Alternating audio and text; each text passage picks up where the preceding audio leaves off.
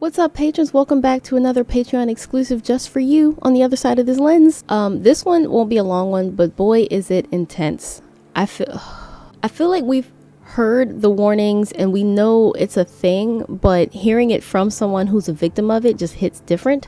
I'm thinking I probably want to put this on my YouTube channel at some point in the near future and just not monetize it to, well, that's the thing too, because if you put a video on YouTube and it's not ad friendly or can't be monetized, then it won't be promoted. So like in the effort of increasing awareness, that's not so easy if the topic isn't ad friendly, because they don't say this outright in black and white, obviously. But for example, that One Nation video I did, it blew up. It did so well. And the moment it got deemed not ad friendly, dropped. The views dropped. It was not being promoted on the platform at all anymore. And that's what happens when you talk about like sexual assault, rape, race, abuse, all these sort of triggering, trigger warning type issues.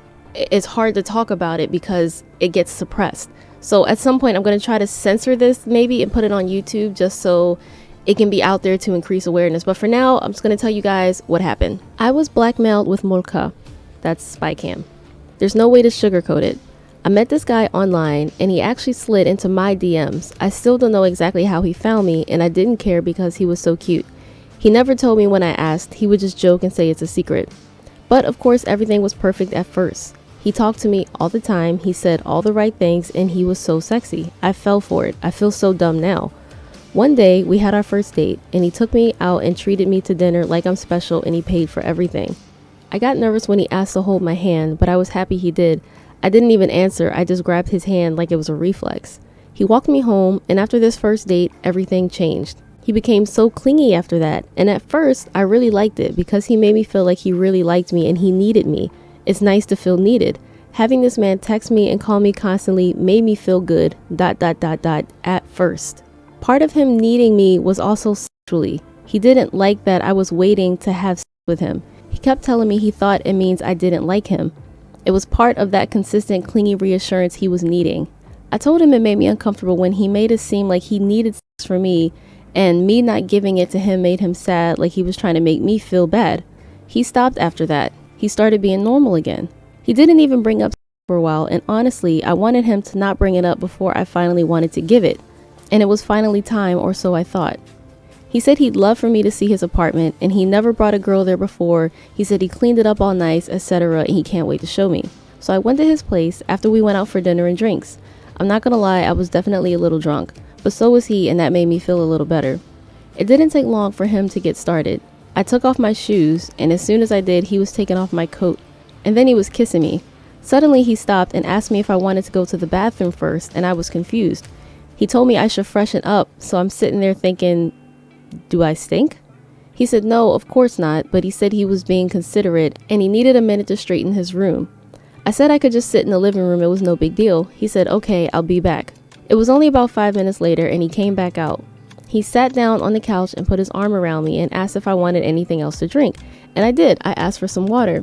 He brought me what I thought was water, but it was soju in a glass. When you're prepared to chug down water, downing alcohol makes you gag and choke. He laughed, thinking he got me good. I was pissed, but fine. He's drunk too. I guess it's kind of funny. I did end up drinking a bit of that soju though, and I felt it. I finally actually got water, and I started kissing him while we sat back on the couch after a bit of cuddles, and the mood was definitely mooding. But again, suddenly, he stopped, and he wanted to take me to the bedroom. I didn't mind that at all.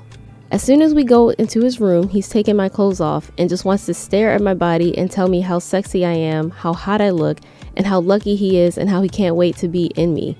At that moment, I was thinking, well, what are you waiting for? He's touching my breasts, grabbing and slapping my butt, kissing my neck, licking my nipples, but we're not having sex yet.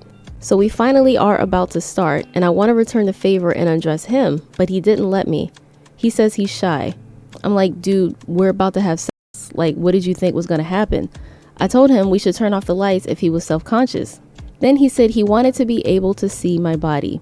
I didn't understand what was happening.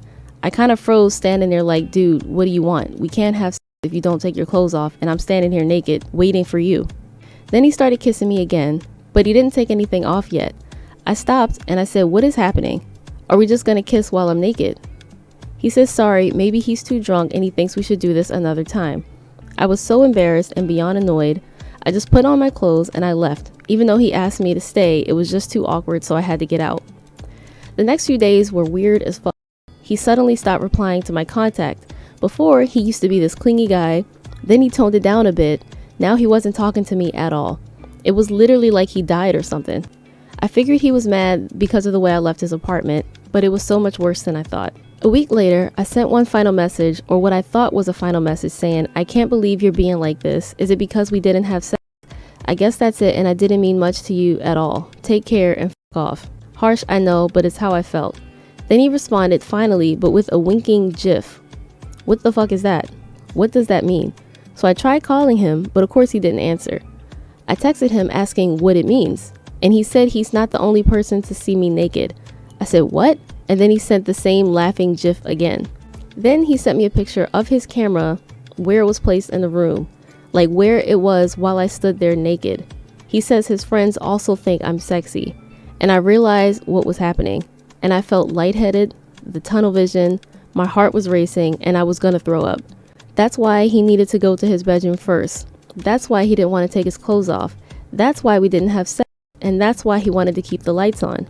I asked him why he filmed me, and I said I was going to the police, and he legit sent more laughing gifs. He knows as well as I do that nothing bad is going to happen to him, and he won't be punished for this. I freaked out and told my friends, but all they could give was support and sympathy. He was tormenting me. What did I do to deserve this? I was so nice to him. I gave so much effort. Now he's sending porn links and teasing me about maybe being there one day. He's also asking me for money to make this go away. Out of desperation, I actually considered it. I wanted to ask him how much, but my friend said he'd never stop if I did. The only difference is I'd have less money as well as being blackmailed. I literally have a knot in my throat. Like, I'm so tight. He was evil. He sent me screenshots of his friends reacting to my naked body. They said stuff like, "She's hot. Why didn't you go inside? You have strong will to not have her there and then. Let us have her next. The things I do to that. Like I'm not even a human." I'm getting itchy. Like I'm mad. They also said maybe we can do her at the same time. Shame you don't have more videos. You should have kept this going longer to have more. And I took this to the police because he's harassing me. I went to the police station with a friend to translate. I could tell they actually felt sad for me. One of them even said they had a sister and don't know what they would do if this happened to her. I'm told they brought him in for questioning because he's the one who told me. He said, "Oh, you went to the police," and sent more laughing gifs. He says if I speak to them again, he'll make the video public. I really didn't know what else to do, so I did go back to the police. It was better than being blackmailed like this. It almost got to the point where I'd rather have it out there and just get it over with. So I went back to the police station with these texts, and they were enough to at least prove blackmail. Like, this is actual blackmail right there in writing. He won't serve time or anything like that, of course, but in the end he was fined 150,000 Korean won, which is about $100 US, and he's being monitored. I don't know if that means like probation or random checks, but I'm told they made him delete the video, but I'm convinced he still has a copy of it somewhere. And I know I'm not the only girl he did this to. He was way too comfortable doing what he did. For what it's worth, I haven't heard from him since, but needless to say, I do not trust men. I can't. The fact that he clearly enjoyed toying with me and teasing me, and for what? I wasn't a bitch to him. I liked him. I thought we were dating. But as soon as he got me on camera, he got what he wanted. This whole thing lasted for about 2 months, by the way, even though it felt like 2 years. Even if I was a bitch to him, I wouldn't have deserved this. I was scared I'd lose my job or that my family might see. I had suicidal thoughts. I felt dirty and cheap and used. The way his friends talked so casually about the crime he committed and wanting to see more and wanting to participate. They wanted to rape together. Men make me sick. He must have had a micro penis, the world's smallest, and that's why he didn't want me to see it. Men like him hate and attack women because of their own insecurities. He was amazing at first. Like you said, I'm so sick of these men knowing how to act and knowing how to treat women, and they fake it until they got you or until they got what they want.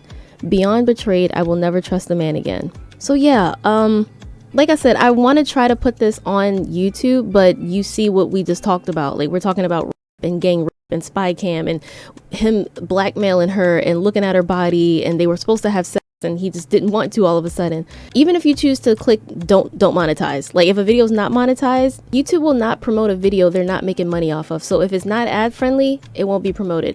If it's not monetized, it won't be promoted. So something like this is really difficult to get out there, but she wanted to put this out there because she said to be on the lookout for these signs. You know, the fact that he needed to go to his room first and he told her to go to the bathroom real quick, and he wanted her to stand in a certain position, and he wanted her naked, but he didn't want to take his clothes off. And she said, obviously one of the safe bets is to have them at your place for the first time, because you know you're not going to set up a camera. So yeah, this is yet another sad cautionary tale about men taking advantage of women and finding new ways to exploit women. Like, what is the point? It's not like she broke up with him. It's not like she was mean to him. He just wanted to add this to his collection. I don't understand. I don't get the point of Mordecai. Like, what? And the fact that it's not really punished by the law, like, that's what drives me crazy. The reason this is so common is because there's no consequence. There's no real punishment. Like, why wouldn't you do it again? You're like, I like doing this and there's no real reason to not do it. So, hey, I'm going to keep doing it. South Korea is a country where if you do drugs, you will go to jail. UIN just got a year for smoking weed. I don't even think he was in Korea when that happened. He was abroad, probably somewhere where it was legal. But if you rape a girl, if you film a girl without her consent, if you abuse a girl, if you assault a girl, a woman, nothing will happen to you. You will get a suspended sentence and a fine. As we watch the birth rate continue to drop, as we watch people not being in relationships anymore, do people really not understand why this is happening? Sorry, me and Marika talked about this in the video that's probably going to come out next in a few days. So that was this story time. Girl, I'm so sorry this happened to you. I am very thankful that you took the time to send this to us, and I'm sure it wasn't fun to relive those details. I need to go play with the dogs so I can smile because I'm angry right now.